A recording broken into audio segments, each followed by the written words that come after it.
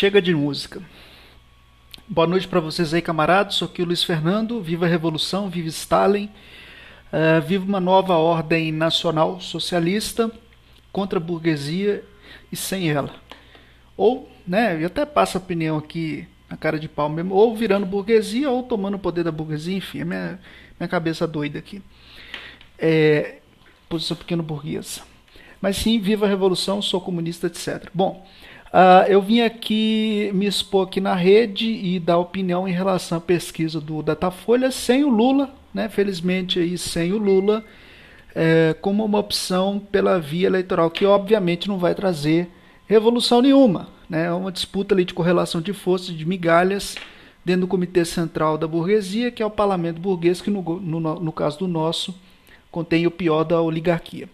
Essa é uma transmissão que inicialmente tem proposição de ser uma transmissão rápida, não tem necessidade de ser uma transmissão muito longa, talvez em 15 minutos eu consiga fazer isso, passar opinião e um feedback aí do resultado da pesquisa. Vou fazer uma cópia dessa transmissão pelo Facebook e vou colocar pelo YouTube. Na verdade tentei fazer pelo YouTube, mas não deu muito certo. Deu, mas não deu da forma como eu estava esperando, então eu preferi fazer aqui primeiro pelo Facebook, depois faço uma cópia e replico para o YouTube. Se inscreva no canal do YouTube, que é esse canal que está aqui, vlogueiro aqui, Luiz Fernando. Tem o grupo, tem a página aqui onde está sendo feita a geração desse conteúdo aqui, de vlogueiro. E aí tem um grupo de Zap Zap. Obviamente eu já deixo explícito aqui que essa tomada de decisões, propaganda do lulismo está vetado, tanto no grupo, tanto no Facebook ou no WhatsApp, está vetado, né? Isso é uma decisão que já está, que eu decidi, né? Que vai ser assim. Então não tem propaganda do lulismo, etc. e tal. Né? Obviamente o administrador pode pôr, se quiser, né? etc. Então vamos lá. A pesquisa sobre as eleições presidenciais, eleição burguesa de 2018 tem margem de erro de 2 pontos percentuais para mais ou para menos, para bem ou para bom. No cenário com Haddad no lugar de Lula, Bolsonaro lidera com 19%, Marina com 15% e Ciro Gomes com 10%. Tá? Eu vou apresentar primeiro esse site aqui, a fonte aqui é do G1, depois eu pego uma outra fonte que já está aqui na lista de espera para poder seguir aqui. Bom, essa pesquisa aqui não é relevante, primeiro turno, aí essa aqui já é relevante no caso aqui. Segundo cenário, se o PT lançar Fernando Haddad no lugar do Lula, né, só que não foi especificado aqui na pesquisa, se o Lula utilizaria o dedo de Midas e explicitaria, né, porque o problema é essa questão que tem que explicitar, né, não pode ser uma coisa que, o passarinho me contou e não sei, não pode, tem que ser em áudio e vídeo, o meu escolhido é esse aqui. Aí já definiu claramente, né, objetivamente, ao invés de ter um terceiro, um quarto que vem dizer, mas o Lula quer isso, quer aquilo, e etc. e tal. Bom, segundo cenário, se o PT lançar Fernando Haddad no lugar do Lula, aí o Jair Bolsonaro, o Bolsonaro fica com 19%, Marielle Silva Sauro com 15%, Ciro Gomes com 10%, Geraldo Alckmin com 7%, Álvaro Dias do Podemos com 4%, o Haddad do PT com 1%. Tá? Mas isso não está explicitado se é com indicação do dedo de Midas ou se simplesmente ele sai da candidatura e o PT lança um outro nome dentro do PT, que no caso seria uma atitude errada, né? Mas enfim, e aqui sem candidato ficaria em 33%, tá? Dentro desse cenário que a gente tem hoje. E lembrando que no caso aí, o problema é que até fora do país, quando você tem uma esquerda que chega ao poder, exemplo, trabalhismo lá com Tony Blair na Inglaterra, questão do Partido Socialista Francês na França, é que essa esquerda ela perde sua identidade, sua independência de classe, né? Que na verdade toda esquerda representativa não tem uma independência de classe propriamente dito, e acaba na sua praxis adotando o consórcio petucano, quer dizer, comete o estelionato eleitoral de que propõe uma coisa, mas ao chegar ao poder as relações materiais de poder levam a colocar o plano Levi, enfim, fazer aí o jogo da direita e se descaracteriza, né, porque é justamente os partidos da ordem, né, que acaba sendo cooptado pelo poder do capital, e esse é um problema que o Syriza enfrenta, capitulando ali para o BCE alemão, a questão do Podemos também, que entrou numa certa degeneração, um certo aspecto de degeneração, e aí o Partido Socialista Francês, e etc. e tal. Porque na verdade não mudou o modo de produção nem nada, fez ali uma tentativa de políticas públicas, mas acabou que no aspecto geral foi cooptado pelo interesse do capital. Quer dizer, se propunha ser um partido de esquerda dentro da ordem, né, que em tese seria isso, mas ao chegar ao poder adotou o programa e a prática do que seria a oposição dentro do poder político real, que no caso aqui seria o PSDB, em tese, né, fazendo uma comparação entre França, Brasil e mais ou menos o padrão que segue aí. Cenário primeiro turno, está aqui, pesquisa de intenção de voto, 6 de julho de 2018. O Ciro Gomes com 10%, Marina Silva. Marina Silva tem alguns setores aí que falam, de esquerda, não sei o que, metamorfose ambulante, é do Setúbal, é do outro lado do Malafaia, etc. e tal. Aí que a gente tem que. O problema de fazer essa análise, utilizar a esquerda e a direita, é uma coisa meio complicada. O ideal seria utilizar reformistas, social-democratas, revolucionários, etc. Mesmo o PT, ou com Lula, o programa do PT, dentro da ordem, etc., não é um programa revolucionário, é um programa de reformas de baixo nível que se tentou, né? Que na verdade nem chegou a chegar a fazer o programa democrático popular plenamente dito. Então aqui você tem aqui o Ciro com 10%, a Marina com 15%, que não é esquerda, nem nada, né? Se for olhar dessa forma, a gente pode dizer que o Ciro, dentro da lógica do parlamento oligárquico, né, da plutocracia, dentro dessa lógica para enfrentar o capital financeiro, a nível das frações de luta de classe, perdão, as frações de classe, o Ciro estaria à centro-esquerda dentro da lógica do parlamento. Agora, fora da lógica, dentro da lógica do marxismo-leninismo, da Revolução Francesa, mas lembrando que eu estou dando opinião aqui de senso comum, tá? Não sou especialista em nada. Aí o Ciro estaria à centro-direita. O Ciro e o Lula também estariam centro-direita. Tá? Então, utilizando dentro da lógica do parlamento, pós-keynesiano, pós-queda do Muro de Berlim, pós-queda da União Soviética, o fim da ditadura e a abertura democrática, dentro da lógica do parlamento, Ciro estaria centro-esquerda. Tá? Tem que fazer mais ou menos essa rotulação, essa nomenclatura, para poder mais ou menos demarcar ali um meio de campo nessa quadra. Terceiro cenário, se o Lula lançar o Jacques Wagner no lugar do Lula. Tá?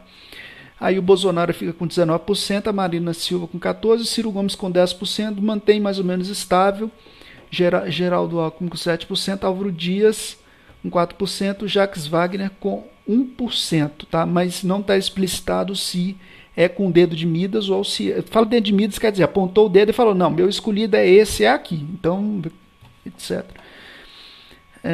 Cenário número 3, primeiro turno, Jair Bolsonaro com 19%, Marina Silva com 14%, Ciro Gomes com 10%, o Alckmin com 7%, não tem muita variação, e o Jacques aqui com 1%. Por algumas pesquisas, mas depende de que pesquisa que é, e aí eu não tenho fontes aqui, eu nem enfim, algumas apontam que o Lula é capaz de fazer transferência de capital político de 2/3, tá? Então, se ele tem cerca de 30% de votos válidos, né, fazendo aí pelo que as pesquisas dizem, que pode ser pesquisas aí tendenciosas, manipuladas, etc. Então, ele é capaz de transferir 20%, né? Se for isso mesmo, os 20%, a gente faz uma especulação aqui, uma especulação assim bem rasteira mesmo, né?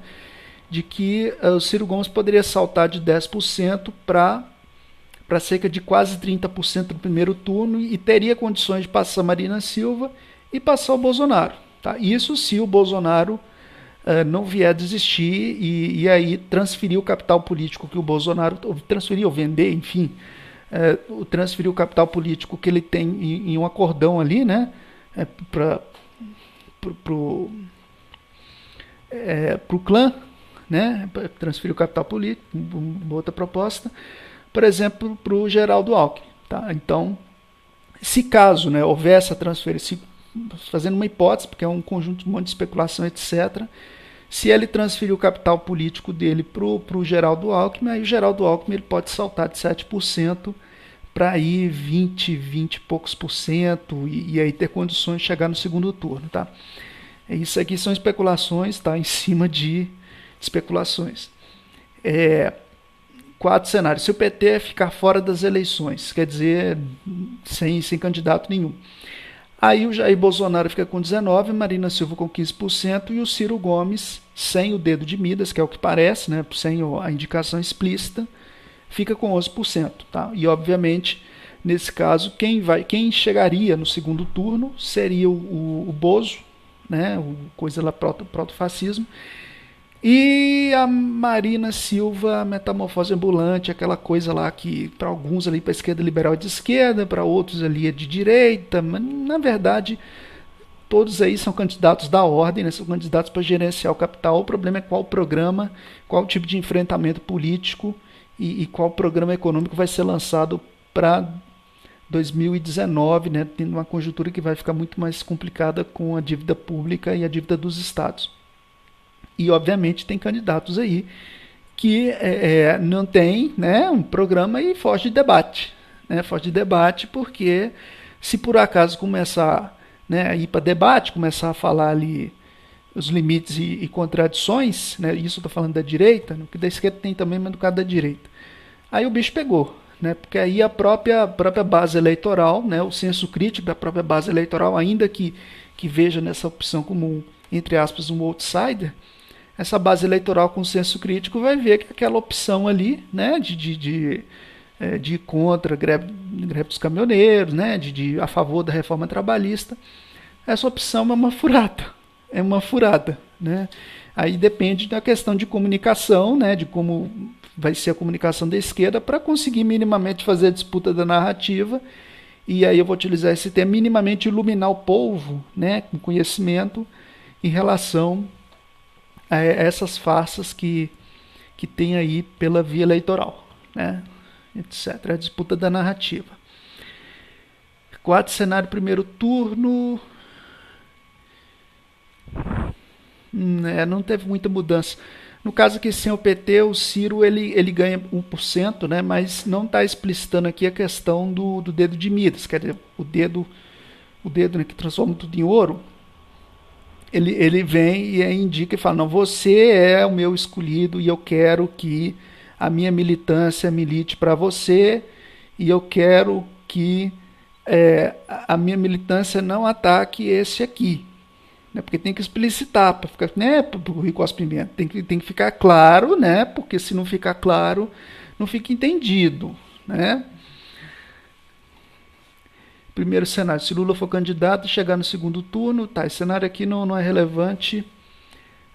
Se Lula for candidato e chegar no segundo turno, também não é relevante, tá. Quatro cenários, se o PT lançar Fernando Haddad no lugar de Lula, mas isso aqui no caso é o segundo turno, né? Caso tenha eleições, caso alguém da esquerda ou considerado de esquerda consiga chegar no segundo turno.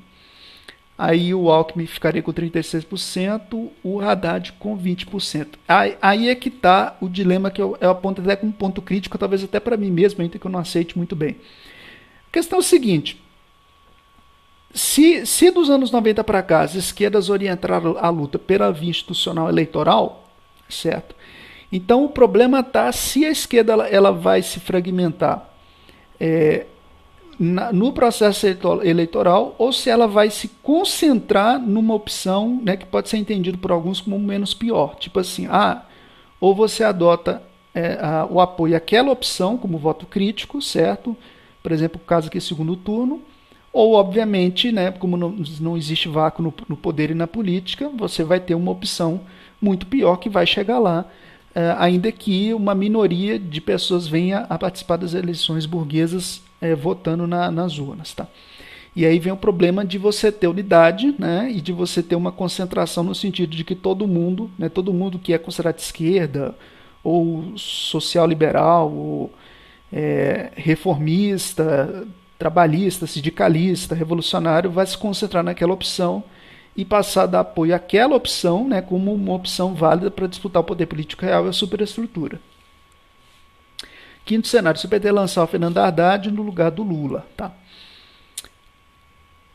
Aí o Haddad fica com 27% e por essa pesquisa diz que o coisa, né, fica com 36%, o que não é um cenário muito bom. Tá?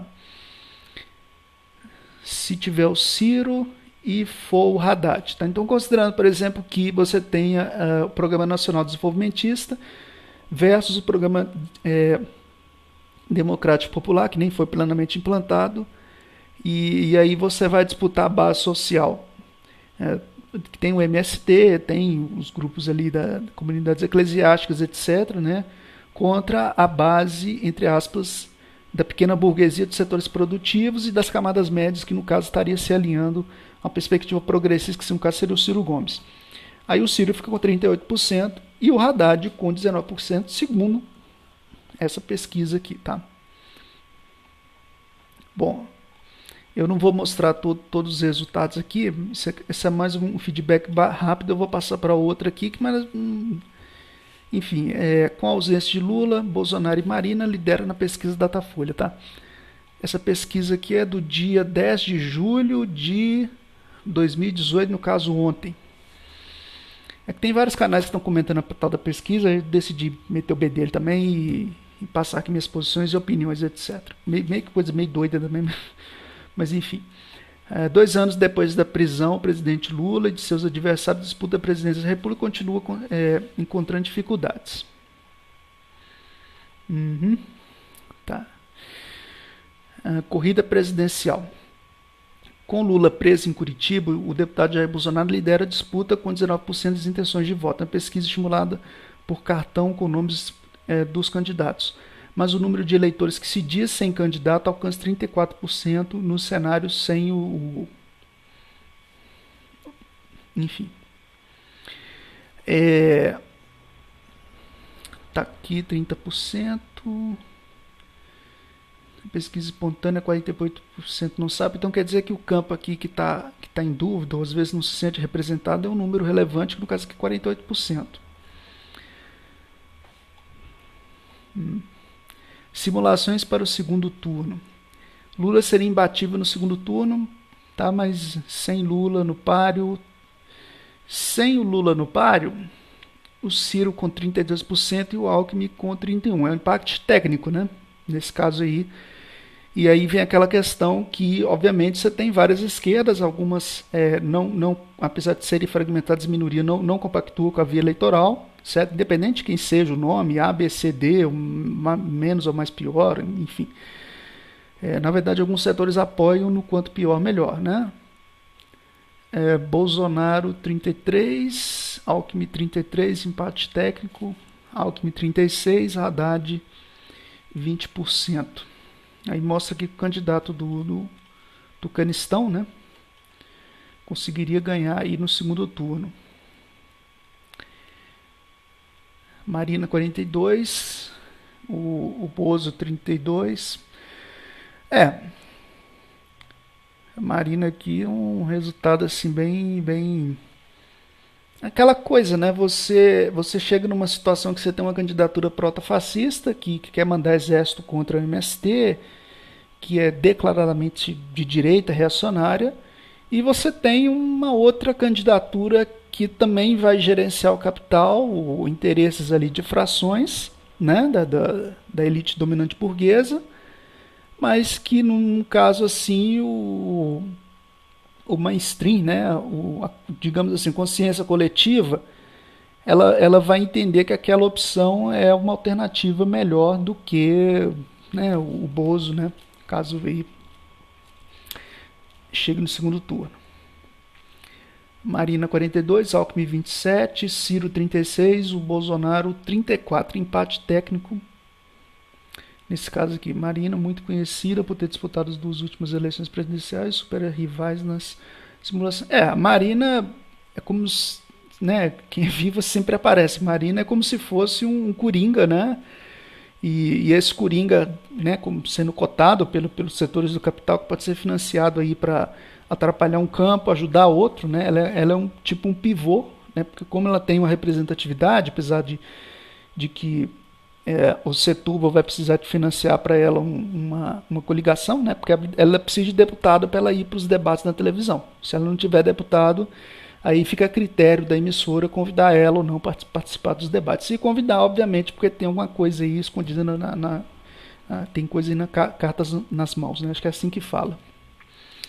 Cotado para substituir Lula, o petista Fernando Haddad ainda é pouco conhecido no país e tem desempenho fraco. Haddad 27%. Uhum. Tá.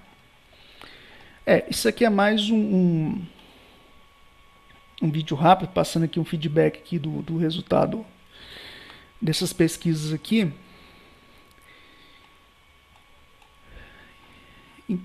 Então a questão é bem complicada. Então, o que acontece é que precisa de um programa, né, de um projeto de país para você fazer certos enfrentamentos, não que vai ser o melhor programa, não tem nada a ver com o programa marxista, revolucionário, nem nada disso. É mais uma perspectiva de um certo programa mínimo que cai numa perspectiva social-democrata, reformista, do campo progressista, para que se faça certos enfrentamentos e que você tente reconstruir a soberania do país a partir de uma composição com o executivo, né, tendo uma base aliada no legislativo, que obviamente, pelo que algumas reportagens indicam, que a gente, se duvidar, vai ter um congresso mais conservador do que houve em 2016, mas isso é reflexo também da própria esquerda que está no poder, que acaba que aquele consórcio petucano se confunde, né? As práticas adotadas, o povo não consegue reconhecer muito bem uma diferença, e aí, né, você tem o Trump, você tem aí esse congresso conservador na Itália, essas coisas aí de saturação da própria esquerda liberal, né, que se, digamos assim, fica completamente inundada pelo próprio capital e pelas relações com que a burguesia exige para manter suas margens de lucro, certo? Mas a grosso modo, assim, se houver, né, uma perspectiva progressista, onde os revolucionários possam ter uma certa permeabilidade com os reformistas, né, para evitar justamente o avanço aí proto-fascista, essas saídas aí de exceção, é uma alternativa de mitigação, visto que, né, a revolução, as condições pré-revolucionárias não estão postas hoje. Não há hoje condições subjetivas, não há hoje um partido revolucionário de massa com um programa, uma ideologia, uma inserção de classe, uma organização de militarização das fábricas, organização dos trabalhadores para tomar o poder propriamente dito. E tomar o poder não quer dizer tomar o parlamento, né? Tomar o parlamento de ocupar espaço do parlamento, quer dizer tomar o poder para você ter uma mudança, né, do modo de produção das classes sociais que você tem hoje entre classe dominante e classe dominada. Tá? E aí vamos ver o que vai ocorrer aí até agosto, né, até 5 de agosto, se vai ter mesmo transferência do capital político, se vai ter eleições, né, possivelmente se tiver eleições deve ser um cenário teoricamente bem polarizado, teoricamente, né, fazendo suposição. E aí vem a questão de como, a partir de uma saída política na superestrutura, existe um projeto que consiga reverter aí as pautas neoliberais, certo? Inclusive aí, né, a questão aí da reforma da Previdência, a reforma trabalhista, a PEC 55, a PEC dos gastos, auditoria da dívida pública, que é a única forma que tem para você mitigar o quadro econômico do país, certo? Que obviamente você vai depender de força política e vai depender de mobilização social, porque não adianta você ter um problema de uma minoria, né, de uma força política no poder político a partir do legislativo, e ainda tem o dilema de se mobilizar a categoria, os sindicatos, a classe, os movimentos sociais, para que seja uma base social mobilizada, né, mobilizada no caso de rua, de forma extraparlamentar, essa base social consiga se politizar minimamente e se conseguindo se politizar, consiga ser uma correia de transmissão para politizar o povo que está fora do movimento social, movimento de classe, né? Conseguir orientar ali, o que está acontecendo no país, etc., para onde que está indo, o que fazer, etc. e apontar uma alternativa, tá? A saída dos comunistas mesmos, perdão, a saída dos comunistas mesmo, é, na minha concepção, na minha avaliação, é o trabalho de base para uma disputa ideológica, certo? Programática, anticapitalista. Você fazer, vocês, né? Quem vier assistir o vídeo, fazer o trabalho de base para a formação da consciência de classe revolucionária, não essa coisa, né, da representação burguesa, né, de conciliação de classe, de programa social, não é nada disso. É realmente uma insurgência para uma nova ordem, né, para a estatização de todas as empresas e economia centralmente planificada, que é a solução que a humanidade tem, né, que o Brasil tem, né, para um quadro aí pós-capitalista, né, capitalista de livre mercado. Se você gostou do vídeo, dá seu joinha, curte, comente, mas enfim, se inscreve no canal e se tiver interesse, ingressa no WhatsApp, por enquanto esse link está aí até ser revogado, devido às invasões que de vez em quando acontecem. E aí, no caso, se tiver interesse, ingressa também no grupo da internet. A internet como uma alternativa de comunicação, de orientação e de diálogo, dialética, né, entre aí vários camaradas que estão em várias regiões, né, e talvez até auxiliar em alguma base física real, né, para poder aí, elevar as condições subjetivas, certo? Seja consciência política ou consciência de classe, para uma sociedade melhor, socialista. Tá? Então, viva a revolução, viva Stalin. Boa noite para vocês e até a próxima.